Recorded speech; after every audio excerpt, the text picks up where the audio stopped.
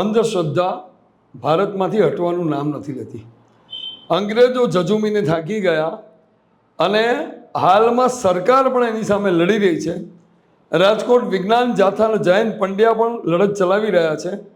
પણ અંધશ્રદ્ધાળુઓ ધૂણતા ભુવા અને તાંત્રિકોને શરણે જવાનું છોડતા નથી અને એનું પરિણામ તાંત્રિકોની હિંમત વધે છે.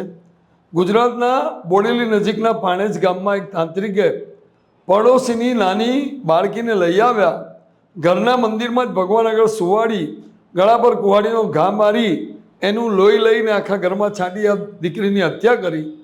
આવી ફરિયાદ એના દાદીએ નોંધાવી છે. કેટલું ક્રૂર કાર્ય તાંત્રિકે કર્યું છે. અંધશ્રદ્ધા માણસને ક્યાંથી ક્યાં પહોંચાડે છે.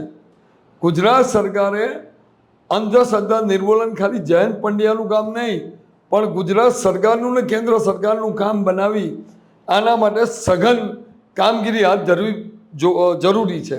2 દિવસ પહેલાં પણ એક યુવાનનો વિડીયો વાયરલ થયો હતો જેણે કબૂલાત કરી હતી કે અમે છોકરા ઉપાડી લઈએ છીએ અને 50,000માં આપી દઈએ છીએ.